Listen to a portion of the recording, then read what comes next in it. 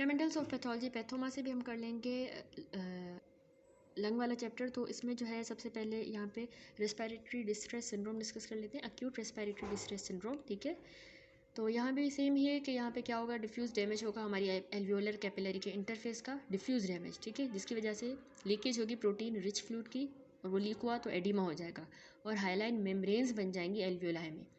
अगर फिगर देखिए 19.17 a figure, इसमें देखें ये हाइलाइन मेम्ब्रेन बन गई है अक्यूट रेस्पिरेटरी डिस्ट्रेस सिंड्रोम में। क्लिनिकल फीचर्स हमें क्या मिलते हैं इस कंडीशन में, हाइपोक्सीमिया, वही सेम बात हो रही है, साइनोसिस होगी, रेस्पिरेटरी डिस्ट्रेस होगा। क्यों हो रहा है? Due to thickened barrier and collapse of the air sac. ये जो एयर सैक्स होते हैं उनका कोलैप्स हो जाता है और जो है ना डिफ्यूजन का बैरियर होता है वो बिल्कुल थिक हो जाता है, उसमें हाइलाइन मेम्ब्रेन बन जाती है। इस वजह से साइनोसिस भी होगी, हाइपोक्सीमिया भी होगी। ठीक है, सरफेस की टेंशन जो है वो बढ़ जाती है। नंबर 2 क्लिनिकल फीचर है white out on the chest X-ray. अब ये फिगर देखिए, इसमें है दिखाया गया white out of the lung on X-ray. White out of the lung क्या होता है, यानी कि जो भी चीज़ें ब्लैक होती हैं ना एक्सरे में, ब्लैक का मतलब होता है एयर है, तो वो वाइट हो जाती हैं। ठीक है, वाइट हो गई, इसका मतलब है कि उसमें अब एयर नहीं रही, तो ये कोलैप्स की कंडीशन में ऐसा होता है। ठीक है, दूसरा क्लिनिकल फीचर है कि दूसरा जो है ये क्लिनिकल फीचर्स हो गए। उसके बाद पॉइंट है कि secondary to the variety of disease processes including sepsis, infection, shock, trauma, aspiration, pancreatitis, disseminated intravascular coagulation, hypersensitivity reaction and drugs, इन सब की वजह से सेकेंडरीली भी जो है ना हमारे पास अक्यूट रेस्पिरेटरी डिस्ट्रेस सिंड्रोम होता है। ठीक है, अब हम इसके अलावा कह रहा है कि इन सारी कंडीशंस में क्या होता है, इनमें न्यूट्रोफिल्स जो है हमारे एक्टिवेट हो जाते हैं, वो इंड्यूस करवाते हैं protease mediated and free radical damage हमारे टाइप 1 एंड टाइप 2 न्यूमोसाइट्स का। इनको इस तरीके से ये डैमेज करेंगे। ठीक है, उसके बाद आ जाता है ट्रीटमेंट। तो ट्रीटमेंट में हमने जो अंडरलाइंग कॉज को ही वही देखना है। इसके अलावा हमने ventilation with positive and expiratory pressure, ठीक है, वो करवानी है, पॉजिटिव एंड एक्सपायरेटरी प्रेशर वाली वेंटिलेशन, PEEP। फिर है कि रिकवरी जो है ना वो कॉम्प्लिकेटेड हो सकती है बाय इंटरस्टिशियल, अगर फाइब्रोसिस हो गई यानी स्कार फॉर्मेशन हो गई है, या फिर अगर डैमेज हो गया है और लॉस हो गए हैं हमारे टाइप 2 न्यूमोसाइट्स, तो उसकी वजह से भी स्कारिंग एंड फाइब्रोसिस होगी। दूसरी हमने पढ़ी न्यूनेटल रेस्पिरेटरी डिस्ट्रेस सिंड्रोम। तो ये जो है ना डिस्ट्रेस होता है क्योंकि इनएडिक्वेट सर्फेक्टेंट लेवल्स होते हैं। ठीक है, कम हो जाते हैं उसका लेवल। तो नंबर 1 तो सर्फेक्टेंट जो है हमारे टाइप 2 न्यूमोसाइट से बनता है, फॉस्फोटिडाइल कोलिन यानी लेसिथन जो है उसका मेजर कंपोनेंट होता है सर्फेक्टेंट में, ये हमें पता है, पढ़ते आए हैं हम। नंबर 2 बात ये कि सर्फेक्टेंट जो है ना कम कर देता है सरफेस की टेंशन को इन द लंग, तो वो ना बचा रहा होता है कोलैप्स होने से, प्रिवेंट कर रहा होता है हमारे एल्वियोलर एयर सैक्स को आफ्टर द एक्सपायरेशन। जब एक्सपायरेशन हो गई तो फिर पीछे कोलैप्स होने से कौन बचाएगा, सर्फेक्टेंट बचाता है। तो इसके अलावा लैक ऑफ सर्फेक्टेंट जो है तो जाहिर सी बात है कोलैप्स करवा देगा एयर सैक की और हाइलाइन मेम्ब्रेन्स बन जाएंगी। फिर कह रहा है कि एसोसिएटेड विथ क्या क्या होगा इसमें नियोनेटल रेस्पिरेटरी डिस्ट्रेस सिंड्रोम में। नंबर 1 एक तो ये प्री मेच्योरिटी के साथ एसोसिएटेड है। ठीक है, सर्फेक्टेंट जो है हमारे 28 वीक में जो है ना बनना शुरू होता है, तो एडिक्वेट लेवल जो है वो 34 वीक्स तक एडिक्वेट लेवल हमें नहीं मिलते, बनना शुरू 28 वीक में होगा, 34 तक मतलब एडिक्वेट बन जाता है। तो अगर इससे पहले अगर बेबी बॉर्न हो जाएगा तो जाहिर सी बात है वो प्रीमेच्योर बेबी होगा और उसका जो है सर्फेक्टेंट ही नहीं डेवलप हुआ होगा। एमनियोटिक फ्लूइड लेसिथिन जो है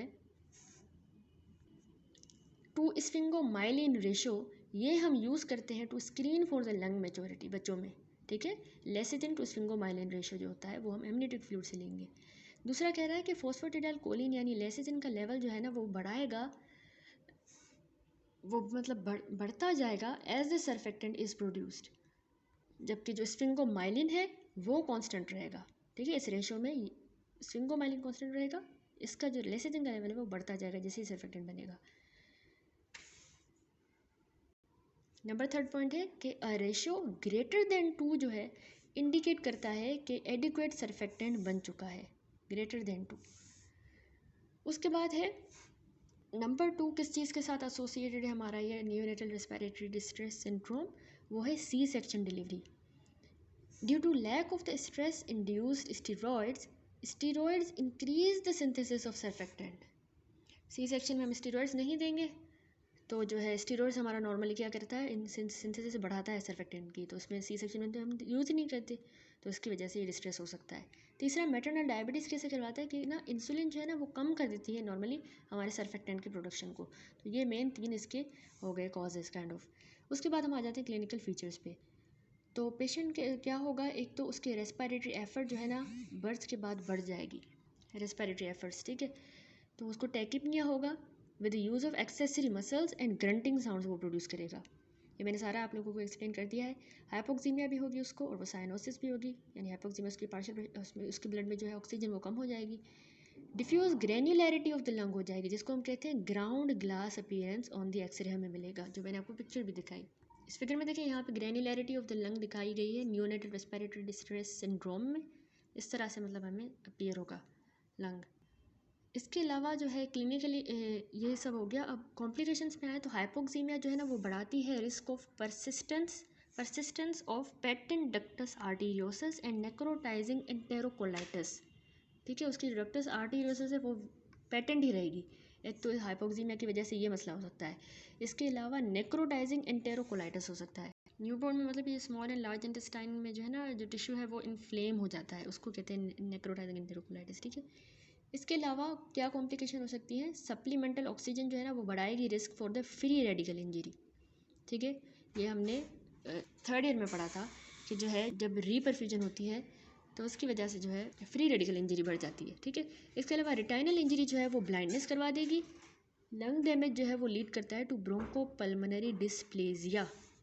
तो ब्रोंकोपल्मोनरी डिस्प्लेजिया क्यों हो रहा है, लंग के डैमेज होने की वजह से, ठीक है। तो ये इसमें हो गई सारी कॉम्प्लिकेशंस। That's it. नेक्स्ट अब जो है स्टार्ट करेंगे obstructive lung airway disease, basic book से करेंगे, ठीक है। तो ये हम यहाँ तक पढ़ चुके थे कि इन देयर प्रोटोटिपिकल फॉर्म्स 4 डिसऑर्डर्स जो है ना इस ग्रुप में, एक emphysema, chronic bronchitis, asthma and bronchiectasis. इनको ना distinct clinical and anatomic characteristics हैं जो कि हमने टेबल में देखी। तो ये टेबल है जो कि हमने पिछली वीडियो में देखा था, जिसमें डिसऑर्डर्स हैं जो एसोसिएटेड हैं विद एयर फ्लो ऑब्स्ट्रक्शन के साथ, ठीक है। इसमें जो है ना स्पेक्ट्रम है क्रोनिक ऑब्स्ट्रक्टिव पल्मोनरी डिजीज़ का, ये आप लोग अच्छी तरह से देख लें। तो हमने कहा कि इनको जो है डिस्टिंक्ट क्लिनिकल और एनाटॉमिक कैरेक्टरिस्टिक्स हैं, लेकिन जो ओवरलैप है ना वो होगा between emphysema, chronic bronchitis and asthma. तो इनमें ओवरलैप कॉमन है, ठीक है। ये हमने नोट कर लेना चाहिए कि जो एम्फाइसीमा है ना ये डिफ़ाइन हुआ है उसकी मॉर्फोलॉजिक और रेडियोलॉजिक फीचर्स के हिसाब से, जबकि जो क्रोनिक ब्रोंकाइटिस है इसको हमने डिफ़ाइन किया है on the basis of clinical features के हिसाब पे, ठीक है। क्लिनिकल फीचर्स जो अभी हम आगे देखेंगे। एनाटॉमिक डिस्ट्रीब्यूशन जो है ना इन डिसऑर्डर्स की वो समवट डिफरेंट होती है। जैसा कि जो क्रोनिक ब्रोंकाइटिस है ये इनिशियली जो है हमारी जो लार्ज एयरवेज होती हैं उनको इन्वॉल्व करता है, जबकि एम्फाइसीमा की बात करें तो वो एसीनस को अफेक्ट करती है। इसी तरह सिवियर या एडवांस्ड केसेस जो हैं दोनों के, तो उनमें स्मॉल एयरवे डिजीज़ यानी क्रोनिक ब्रोंकियोलाइटिस जो है वो प्रेजेंट भी होगी।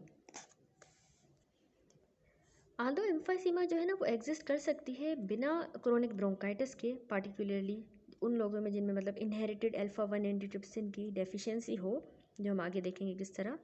तो मतलब उसके बगैर भी जो एम्फाइसीमा हो सकती है क्रोनिक ब्रोंकाइटिस के, एंड वाइस वर्सा, यानी क्रोनिक ब्रोंकाइटिस भी एम्फाइसीमा के बगैर हो सकता है।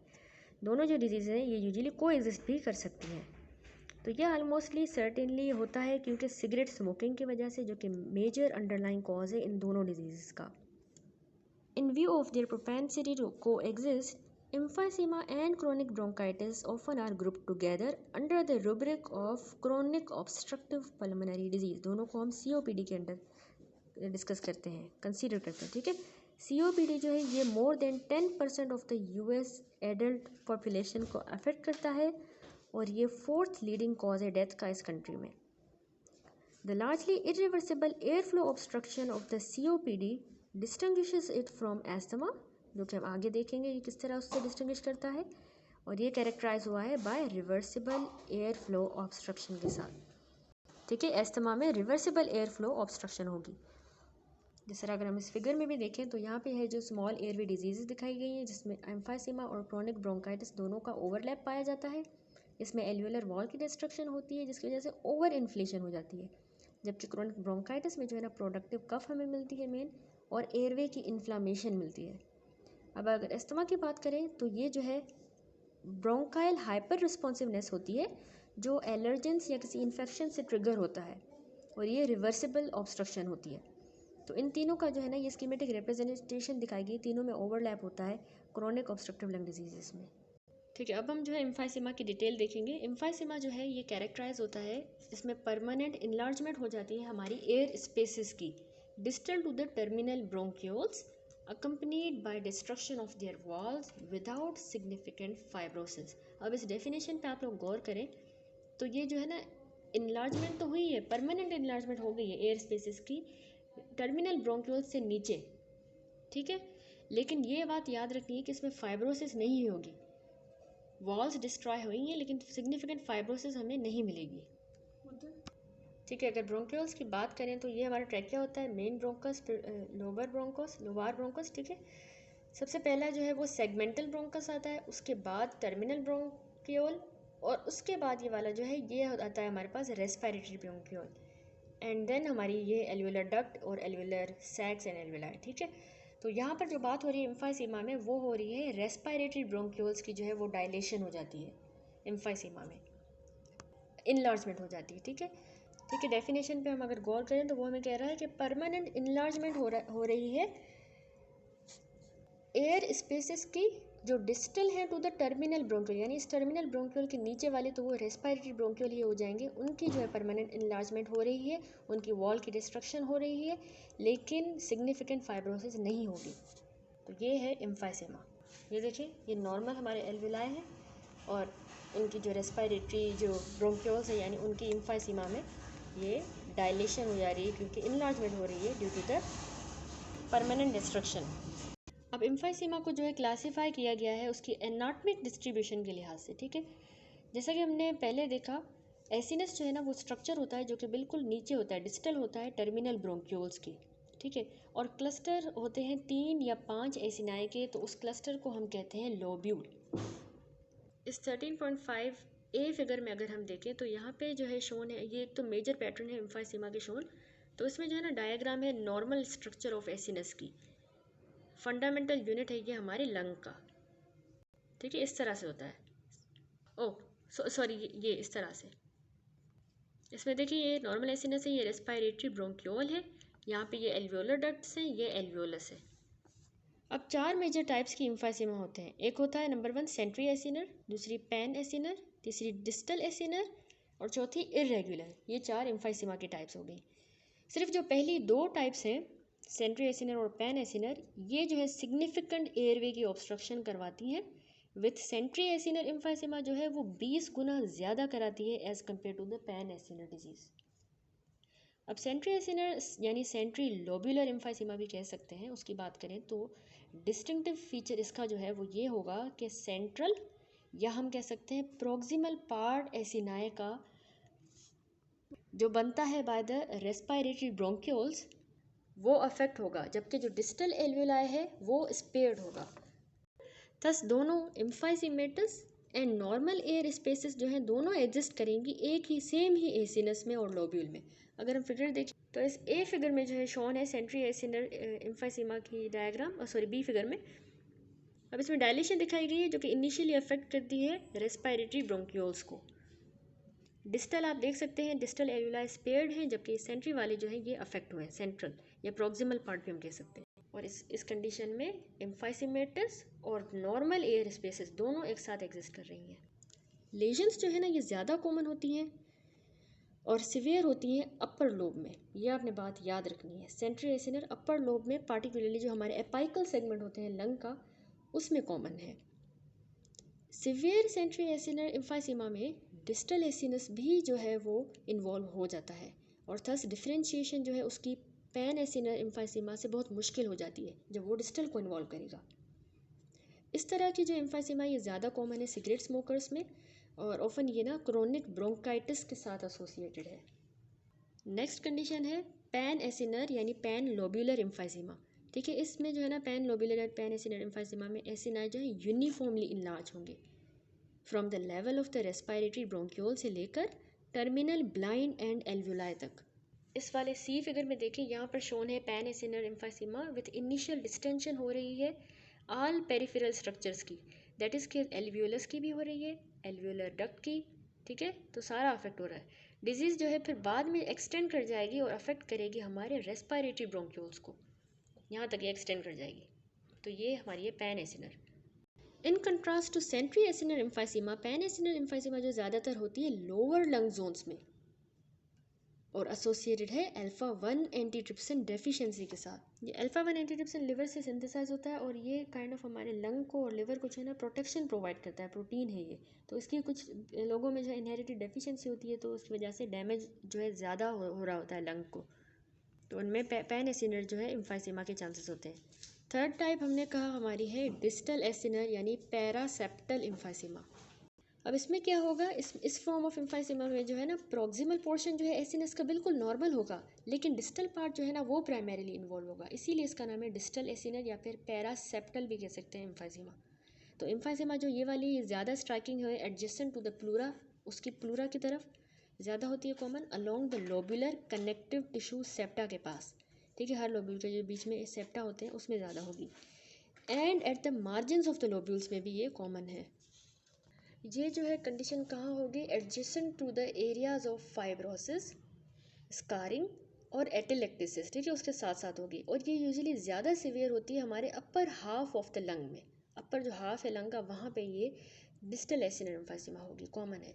कैरेक्टरिस्टिक फाइंडिंग जो है वो हमें क्या मिलेंगी, हमें multiple contiguous enlarged air spaces मिलेंगी जो कि रेंज करती है in diameter from less than 0.5 millimetre से लेकर 2.0 सेंटीमीटर से ज़्यादा, और कभी कभी जो है ना सिस्टिक स्ट्रक्चर्स भी बना देती हैं with progressive enlargement.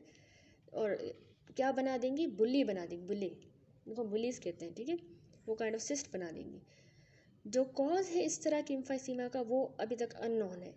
It comes to attention most often in young adults में जो कि स्पॉन्टेनियस न्यूमोथोरैक्स के साथ प्रेजेंट करते हैं, उनमें ये ज़्यादा कॉमन है। अच्छा, एंटीट्रिप्सिन वाली जो मैंने पॉइंट बताई थी कि उसकी डेफिशिएंसी हो जाए तो उनमें पैन एसिनर एम्फाइसीमा होगा। तो ये अल्फा 1 एंटीट्रिप्सिन जो है ये हमारे जो न्यूट्रोफिल इलास्टेज की एक्टिविटी है उसको इनहिबिट करता है। तो अगर इसी की डेफिशिएंसी होगी तो प्रोटोलिटिक डैमेज बढ़ जाएगा और लंग डैमेज होगा। Last one is irregular emphysema, ठीक है। इर्रेगुलर एम्फाइसीमा को इसका नाम इस तरह रखा है क्योंकि जो एसिनस है वो इर्रेगुलरली इन्वॉल्व होगा और ऑलमोस्ट इनवेरिएबली ये स्कारिंग के साथ एसोसिएटेड होगा, यानी इसमें जहाँ जहाँ पे अफेक्टेड एम्फाइसीमा होगी तो वहाँ पे हमें स्कारिंग मिलेगी। Such as that result from healed inflammatory disease. जाहिर सी बात है स्कारिंग जो है हीलिंग का ही एक प्रोसेस है, तो उसकी वजह से हीलिंग की वजह से हमें यहाँ पे स्कारिंग भी मिलेगी। आल्दो क्लिनिकली ये एसिम्टोमेटिक होती है इरेगुलर एम्फाइसीमा, लेकिन ये जो मोस्ट कॉमन फॉर्म एम्फाइसीमा की पाई जाती है इरेगुलर वाली। नेक्स्ट अब हम आ जाते हैं पैथोजेनेसिस पे। इनहेल्ड सिगरेट स्मोक जो है और बाकी जो नॉइशियस पार्टिकल्स होते हैं ना, ये हमारे लंग को डैमेज करते हैं और इन्फ्लेमेशन करवाते हैं, जो कि पार्टिकुलरली पेशेंट्स में जिनमें जेनेटिक प्रीडिस्पोजिशन हो तो उनमें जो है पैरेनकाइमल डिस्ट्रक्शन हो जाती है, यानी एम्फाइसीमा हो जाती है, और एयरवे की डिजीज़ हो जाती हैं जैसे ब्रोंकोलाइटिस हो गया, क्रोनिक ब्रोंकाइटिस, ठीक है। तो जेनेटिक प्रीडिस्पोजिशन जिनमें उनमें ज़्यादा चांसेस होते हैं। अब वो फैक्टर्स जो इन्फ्लुएंस करते हैं ना डेवलपमेंट ऑफ एम्फाइसीमा में, वो फॉलोइंग है। एक तो सबसे पहले है inflammatory cells and mediators. Inflammatory cells और मीडिएटर्स देखिए किस तरह कॉज कराते हैं। देखिए wide variety of inflammatory mediators जो है ना वो शोन हुए हैं कि वो बढ़ा देते हैं हमारी, जिसमें स्पेशली जो ल्यूकोट्राइन्स आ जाते हैं जैसे B4, interleukin 8, tumour necrotic factor और बाकी भी जो है ये ना बढ़ा देते हैं, मतलब ये बढ़ जाते हैं और अट्रैक्ट करते हैं और ज़्यादा इन्फ्लेमेटरी सेल्स को फ्रॉम द सर्कुलेशन, ठीक है। ये कीमोटैक्टिक फैक्टर्स हैं, ठीक है। तो ये एम्पलीफाई कर देते हैं हमारे इन्फ्लेमेटरी प्रोसेस को। प्रो इन्फ्लेमेटरी साइटोकाइंस, उनका ये काम है, वो बढ़ा देंगे इन्फ्लेमेटरी प्रोसेस को और स्ट्रक्चरल चेंजेस करवाएंगे जो कि हमारे ग्रोथ फैक्टर्स करवाते हैं। इन्फ्लेमेटरी सेल्स जो कि लेजन में प्रेजेंट होते हैं वो कौन से हैं, एक तो neutrophils, macrophages and CD4 and CD8 T cells. ये पता नहीं चला कि अगर टी सेल्स जो है वो स्पेसिफिक हैं फॉर अ पार्टिकुलर एंटीजन या फिर वो रिक्रूट हुए हैं as a part of inflammation, लेकिन ये इन्वॉल्व होते हैं इसमें।